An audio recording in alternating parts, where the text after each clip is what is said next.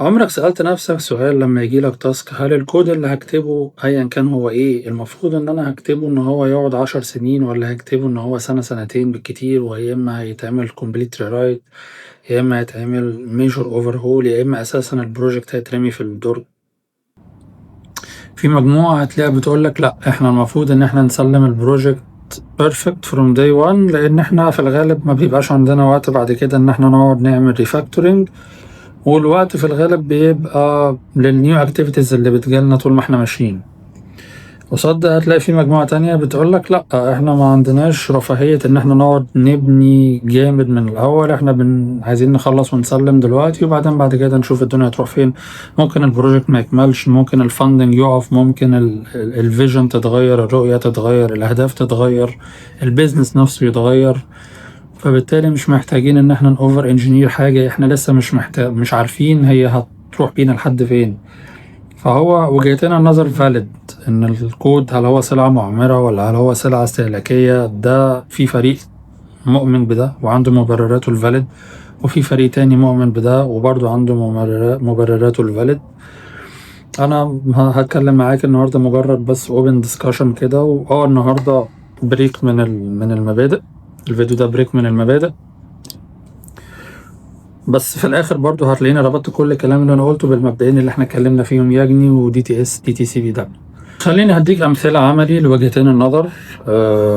وجهه النظر اللي بتقول ان الكود ديسبوزابل، بس ديسبوزابل وانا مش معناها ان انا بستسهل او ان انا بشيل حاجات ولايرز المفروض ان انا اكون بعملها، او ان انا بستهتر في كتابه الكود. لا، انا بكتب الكود بالستاندردز المتفق عليها في الانتيتي اللي انا فيها او في المكان العمل اللي انا فيه، بكتبه بنفس الاستراكشر اللي احنا متفقين عليه مع التيم، بكتبه بنفس الكود كواليتي اللي احنا متفقين عليه، ونفس النيمينج كونفنشنز ونفس كل حاجه. بس الفكره ان انت بتعمله بمبدأ الام في بي. انا هعمل دلوقتي اقل حاجه اطلع بيها البروجكت ده للانفستور، او بطلعه للبيزنس، او بطلعه لوات ايفر الجهه اللي انا بطلعه ليها، وبعدين بعد كده نشوف الدنيا هتروح فين. فهديك شوية أمثلة بالنسبة للمدرسة دي، وهديك شوية أمثلة بتقول لأ والله الكود المفروض إن هو فورترس، المفروض إن هو قلعة، أنا ببني الكود بعمل بناية من الأول خالص إنها تقعد معايا 10 سنين. أول مثال بيدعم وجهة النظر اللي بتقول إن والله الكود لا ديسبوزبل هو نتفليكس. أول لما بدأوا يعني بنوا البلاتفورم بتاعهم بجافا، والاركتكتشر كان مونوليثيك أو أول إن وان اركتكتشر، وبعدين لقوا ان هو لما بدأ اليوزر بيز تزيد والسبسكريبشنز تزيد، لقوا ان هو في شوية ليميتيشنز مش هيقدروا يكملوا على نفس الاستراكشر دوت، فقاموا معظم الكود الاساسي رموه في الباسكت، وقاموا طلعوا مايكرو سيرفيسز على امازون اي دبليو اس. ده بيدعم وجهة نظر ان الكود ما اصروش ان هو لازم يكملوا على الاستراكشر اللي هم اختاروه من الاول، لان بقى في ريال وورلد سيناريو عكس ده. يعني انا دلوقتي عملت كود، والكود انا عايز اكمل عليه، بس في عندي حاجه بتوضح لي ان في عندي ليميتيشنز، في عندي حاجه بتوضح لي ان الكرنت ستاك مش مناسب للمكان اللي انا واقف فيه دلوقتي. فمفيش اي مشكله ان انا اجيب جزء كبير من الكود وارميه، وبعدين اكتبه من اول وجديد باي ستاك تاني انا شايفه. فهم شافوا ان هم محتاجين يطلعوا كمايكرو سيرفيسز على كلاود، على امازون اي دبليو اس، وده اللي حصل. فهو كان الهدف بس الاساسي اللي عندهم بيور ام في بي، ان انا دلوقتي عندي فكره جديده، الفكره ديت مش مسبوقه بنسبه كبيره في السوق، او ما عنديش حاجه اعرف اقيس عليها الفكره دي هتنجح ولا هتفشل، انا هطلعها واجرب واشوف. هو ده اللي حصل، ان هو لما الفكره نجحت وبدات تكبر، ما كانش في اي مشكله ان هم يغيروا التفكير بتاعهم ويغيروا الاستراكشر بتاعهم ويغيروا حاجات كتيره قوي في البلاتفورم بتاعتهم علشان يوائموا التغيرات اللي هم بقوا فيها دلوقتي. تاني مثال معانا فيسبوك عمو مارك زكربرج. اول لما بدأ بكود بي اتش بي عادي خالص، وبعدين لما حصل البومينج اللي حصل فكر بطريقه ذكيه شويه، قال لك احنا ايه اللي نقدر نعمله بحيث ان احنا الكود اللي معانا دوت او الكود بيز ما نغيرش فيه كتير او يفضل زي ما هو، بس في نفس الوقت نعرف نسبورت المليونز اوف نيو سبسكريبشنز اللي عماله بتجيلنا دي. فعملوا حاجه حلوه قوي، عملوا حاجه اسمها هيب هوب فور بي اتش بي. هيب هوب فور بي اتش بي ده كومبايلر بيعمل ايه؟ بياخد كود البي اتش بي يحوله لكود سي بلس بلس. فهم دلوقتي عملوا ايه، هو ما غيرش في الكود بيز، الكود بيز زي ما هو، بس بقى الكومبايلر هو اللي بياخد الكود ده يحوله لسي بلس بلس من غير ما يحتاج ان هو يعمل كومبليت ريرايت للكود. هو عمل كومبايلر هو اللي بقى بيعمل ده بالنيابة عن المطورين اللي عنده يعني. بما ان يعني اعتقد ان هو ساعتها كان العدد قليل، وكانت حركة السبسكريبشن يعني كانت الاكسلريشن بتاعها اسرع مما هم توقعوا، بس ما كانش عندهم مشكلة ان هم يادبتوا، ما كانش عندهم مشكلة ان هو يقول لك لا انا كتبت ده كده وهكمل عليه كده. لا، هو لما لقى ريال وورلد سيناريو تستدعي ان انا اغير، لا هو غير، بس هو غير بطريقة مختلفة شوية عن بقية الناس، او عن المثال الاول على الاقل الخاص بنتفليكس. فهم كده، هو يعني هم كانوا من الاول مستعدين ان هو لو في حاجه محتاجه ان احنا نغير، احنا عارفين احنا نغير ازاي وعارفين احنا هنعمل ايه. بس في الاساس الكود كان مكتوب ان هو برضو بكونسبت الام في بي، ان هو انا مش باني حاجات كتيره من الاول خالص، وفي نفس الوقت لما استدعي لو لقيت حاجه بتستدعيني ان انا اغير، هعرف اغير واعرف انا هبقى عايز اعمل ايه بالظبط. تالت مثال تويتر او اللي هو اكس دلوقتي. تويتر لما بدأوا روبي اون ريلز، ولما حصل مشاكل السكيلينج او الفيل ويل، ما كانش عندهم مشكلة ان هو يعمل كومبليت ريرايت للميجور سيرفيسز او لكل المين سيرفيسز اللي عندهم تقريبا. فعملوا ريرايت كامل، بدل روبي اون ريلز كتبوها بسكالا. فهو ما كانوش ستابرن، ما كانش عندهم مشكلة ان هو يغير التكنولوجي ستاك ويطلع بتكنولوجي، يطلع لتكنولوجي تانية خالص، لان هو شايف ان التكنولوجي اللي هو كان مستخدمها مش مخلية اليوزرز تستخدم البلاتفورم بالفول بوتنشال بتاعه. فما كانش عنده مشكلة ان هو يعمل كومبليت ريرايت. كان ممكن يفكر اللي هو طب انا احاول اعمل باتشنج او اعمل تعديلات او موديفيكيشنز في نفس التكنولوجي ستاك بتاعتي، بس هما شافوا ان هو ده هيخدمهم على اللونج ران. هما شافوا ان انا ما عنديش مشكله ان انا اجيب الكود بيز بتاعتي كلها وارميها في الباسكت واكتب من اول وجديد، طالما ده هيوصلني للي انا عايزه، طالما ده هيوصلني البلاتفورم بتاعي يبقى محقق الفول بوتنشال بتاعه، يبقى اليوزرز ما عندهمش مشكله، ما يبقاش في مشكله في السكيلينج ايا كان بعد كده عدد السبسكريبشنز اللي هتجيلي، هيبقى البلاتفورم بتاعي بيقدر يعمل لها سبورتنج، مفيش مشكله. فده المثال الثالث اللي بيقول ان الكود كتب بكونسبت ان هو ممكن يكون ديسبوزبل او ان هو ام في بي، وبعدين بعد كده نشوف الدنيا هتحتاج تودينا لفين. وبعد كده خليني بقى اكلمك عن الامثله اللي بتقول عكس ده تماما، ان الكود لا هو مش ينفعش، مش لازم يبقى ديسبوزبل، هو ممكن من الاول خالص ان احنا نبني فورترس، وان احنا نخلي الفورترس دي تقعد بالعقود، يعني مش مجرد 5 ولا 10، لا يعني اول مثالين هقولهم لك هم انت بتتكلم في 20 سنه بلس الكود زي ما هو. اول مثال فيهم اللي هو اللينكس كيرنل. لينكس كيرنل هو بدأ في التسعينيات ولسه موجود زي ما هو لغايه دلوقتي، يعني في اجزاء كبيره قوي من الاوريجينال كود اللي بنى بيها الكيرنل، اللينكس كيرنل لسه موجوده زي ما هي، وبما ان هو اوبن سورس فانت تقدر تفيريفاي الكلام ده. ثالث مثال معانا هو الكيرنل بتاع ويندوز ان تي، مايكروسوفت ويندوز ان تي كيرنل، برضو بدأ التطوير فيه من ايام التسعينيات، وهو لسه اجزاء كبيره من السورس كود الاوريجينال لسه موجوده زي ما هي، ومجرد بيتبني الفيتشرز جديده حواليها. ممكن يكونوا واجهوا اكيد تحديات كتيره قوي في تكنولوجيز كتيره جت بعد كده، بس هم كانوا عندهم ثقه ان الكود بتاعهم هيقدر يسبورت فتره طويله من الزمن. ممكن يكونوا احتاجوا يعملوا يعني ماينور ريفاكتورنج هنا او ريرايت لجزء صغير من الكود بيز، انما مش كومبليت اوفر هول او مش كومبليت ريرايت، او مش بغير التكنولوجي ستاك كلها زي ما حصل مثلا في المثال بتاع تويتر. لا، انا مجرد ممكن محتاج اريفاكتور حاجه صغيره او ريرايت حاجه صغيره، بس الماجوريتي بتاع الكود بيز بتاعي من ساعه ما كتبته لسه مكمل معايا زي ما هو، مجرد عمال ببني حواليه. فده مثال تاني بيدعم وجهة النظر ان انت لا، من الاول انت ممكن تبني الكود ان هو فورترس، او الحاجة اللي بنسميها مالتي ديكيدال لايف سبان كود بيز، يعني الكود بيز اللي بيقعد عشرات السنين، مش محتاج ان انا اعدل فيه حاجات كتيرة، هو بيسبورت فترة طويلة من الزمن. حتى لو جه تكنولوجي جديدة بعد كده، انا الكود بتاعي مش عايز اقول دايناميك، بس الكود بتاعي هعرف ابني حواليه الحاجات اللي انا هبقى عايز اوصلها ساعتها. يعني ممكن يكون الخطة بتاعتي او السكوب بتاعي مش واصل، اكيد كمان 20 سنة هبقى ايه الفيتشرز اللي انا محتاج اقدمها كمان 20 سنة، بس هبقى باني الكود ان انا هعرف ان انا ايا كان الفيتشرز اللي انا عايز اضيفها ساعتها هعرف اضيفها، والكود هيقدر يسبورت ده ويقدر يشيل ده. فده المثال التاني. المثال التالت هو مش كود بالمعنى، ولكن هو حاجة أساسية لو أنت بتستخدم في البروجكت بتاعك الداتابيز أيا كان بقى، سواء ريليشنال ولا ان ريليشنال، اللي هو السكيما بتاعت الداتابيز. أنت لما بتبني سكيما روبست، لما بتبني سكيما دايناميك، لما بتبني سكيما مش قافلة على نفسها، السكيما دي لو انت يعني ممكن من الوقت ما بين اللي انت بدأت الديزاين فيه السكيما لحد الوقت اللي السكيما لسه شغالة معاك ممكن يعدي عشرات السنين، طالما البروجكت لسه شغال ولسه قائم ولسه له هدف وله مبرر لوجوده.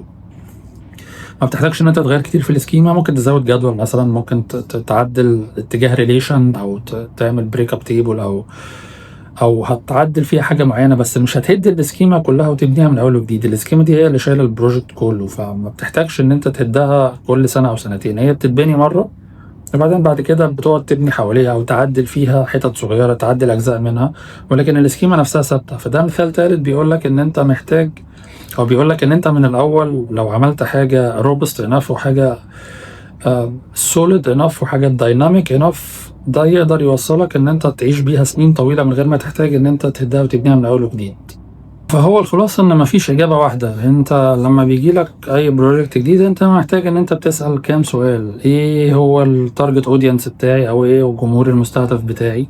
هل في بلان واضحه للتوسع كمان كام سنه؟ انا عارف انا رايح فين وعايز كمان كام سنه اوصل لفين. هل انت متاكد ان الفاندنج هيكمل؟ هل انت متاكد ان البيزنس هيفضل على رايه؟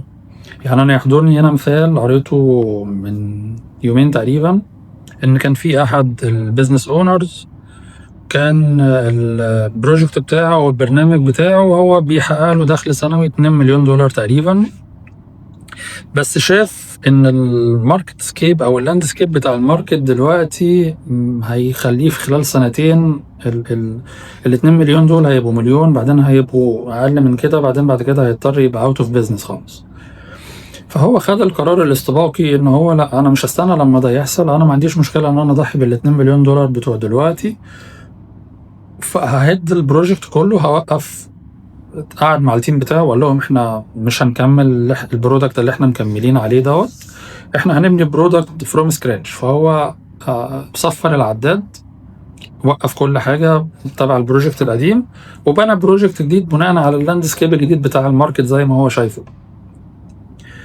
فالحاجات دي انت ممكن مش هينفع ان انت تحطها في حسبانك وانت بتبني لسه في الاول، انت ما بتبقاش عارف لسه ايه اللي هيحصل. ما ينفعش ان انت تجاوب اجابه واحده لكل الاسئله. كنت قلت ده في احد حلقات مبدأ يجني، ان ما ينفعش اجابه واحده تجاوب بيها على كل الاسئله اللي بتسالها. في بروجكت انت فعليا كمان سنتين ما تبقاش عارف البروجكت هيبقى واصل فين، هيبقى شكله عامل ازاي، الماركت هيبقى عامل ازاي، الماركت هيستقبله ازاي اصلا. لو انت مثلا البروجكت ده هو عبارة عن فكرة انت لسه هتعرضها على مستثمرين، او ان انت هتعرضها لسه على البيزنس وما تعرفش هيعجبهم ولا لا، توجههم ولا لا، هل هينال الرضا ولا هل هيحبوا حاجة زي كده.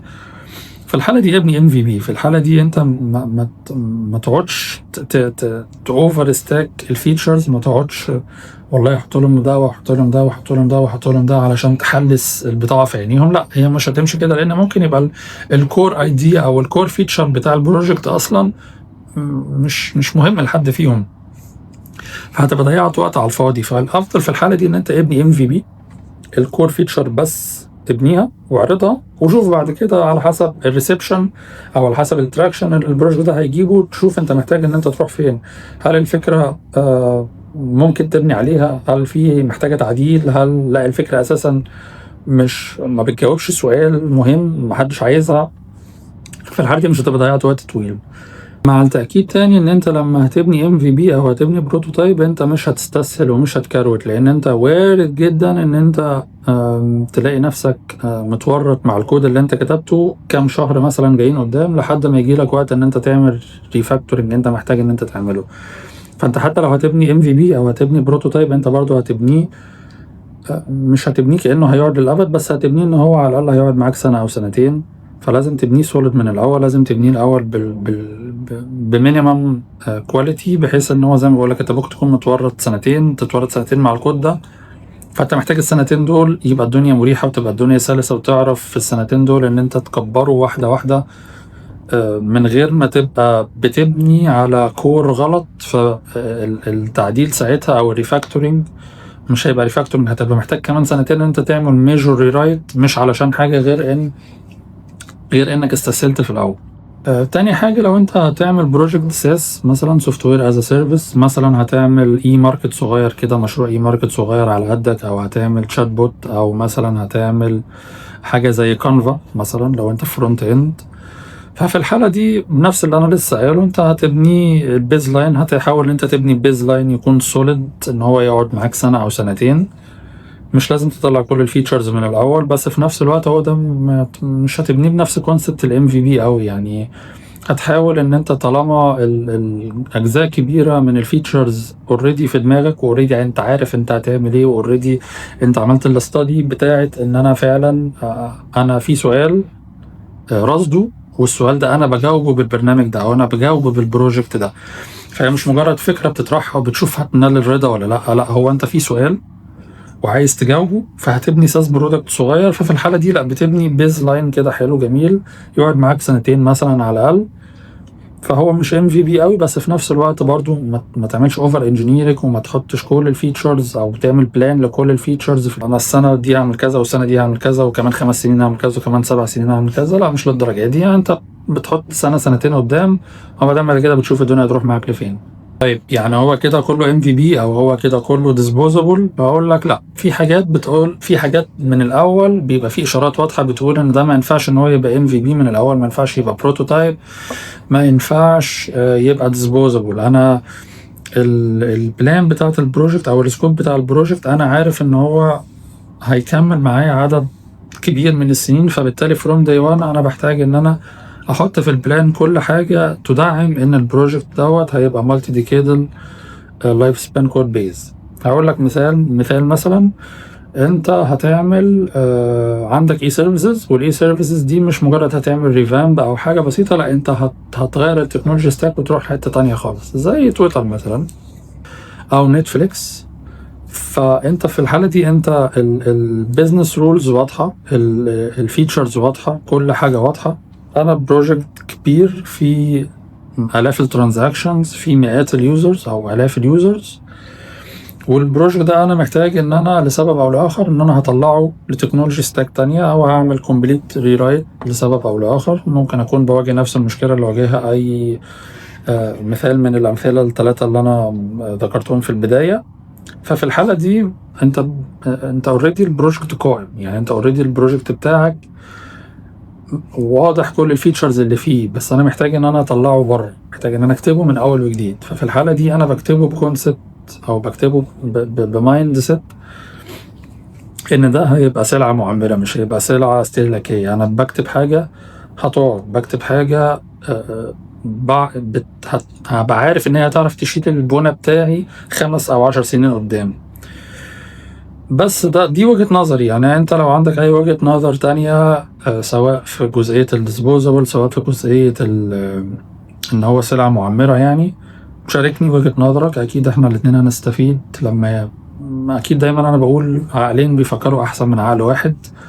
فلو انت عندك اي وجهة نظر تانية شاركها معايا. نربط الكلام ده كله ازاي بالمبدئين اللي احنا اتكلمنا فيهم قبل كده، اللي هو مبدأ يجني you ain't gonna need it، ومبدأ DTS-TTCBW اللي هو do the simplest thing that could possibly work. يجني بيقولك ببساطة ما تحطش في دماغك حاجة انت لسه مش محتاجها على ارض الواقع دلوقتي. والمبدأ التاني DTS-TTCBW بيقولك ابني ابسط حاجة تخدمك دلوقتي، وبعدين اكسباند بعد كده لما يبقى في داعي ان انت تكسباند، بس من غير استسهال، ومن غير ما تشيل حاجات او تقص حاجات مش المفروض ان انت تشيلها او تقصها. ده هيخدمك ان انت تعرف تكبر الكود بتاعك، او تعرف تبني على الكود بتاعك، او حتى لو حبيت ان انت تهدمه وتبنيه من اول وجديد هتعرف تعمل ده ببساطة وبدون تحديات كبيرة. فهم في الاساس بيمنعوك ان انت تبقى في مايند سيت ان انت لما تدخل على اي مشروع انا هبنيه فورترس، انا هعمل مشروع هيقعد معايا 5 أو 10 أو 50 سنة قدام. فانت مش المفروض ان انت يبقى ده المايند سيت بتاعتك من الاول. انت بالتجربة العملية احنا ما بنقولش فروم داي 1 احنا هنبني قلعة، انت بيعدي بتعمل حاجة وبعدين بتبني عليها حاجة، بتبني عليها حاجة، بتبني عليها حاجة، وبيعدي وقت وهوب بتلاقي نفسك بقى عندك قلعة. فانت علشان تبني قلعة من الأول لازم يكون في قلعة مبنية وانت هتبني واحدة مقابلة ليها، يا اما هتهدي دي وتبني دي مكانها، يا اما هتنقل دي من هنا وتحطها هنا. بس في الأساس على حسب تجربتي العملية الشخصية يعني الموضوع بيبقى شوية فيتشرز كده فوق بعضها، بتقعد بتبني وبتقعد تتبني وتتراكم، ووقت بيعدي هوب بتلاقي البونة كبر. بس ما حصلش على الأقل بالنسبة لي أنا، ممكن يكون حصل معاك، فلو حصل معاك تقول لي تجربتك. إن إحنا from day one قعدنا وقلنا إحنا هنبني قلعة بكل الخواص اللي فيها، بكل الفيتشرز، بكل اللايرز، بكل حاجة. لا انت يعني بالنسبة لنا بتطلع حاجة ورا حاجة ورا حاجة ورا حاجة هوب بتلاقي البونة كبر. هل انا بدعم ان انت تفكر الاول او ان انت تبني الاول MVP او بروتوتايب، او ان وجهة نظري ان الكود ديسبوزبل ولا سلعة معمرة؟ على حسب البيزنس كيس او على حسب البروجكت نفسه، يعني مفيش اجابة واحدة للموضوع، على حسب كل سيناريو هيكون له اجابته. ده كان فيديو بريك كده، حبيت ان انا افصل شوية عن المبادئ. وانا عادل مصطفى واشوفك قريب.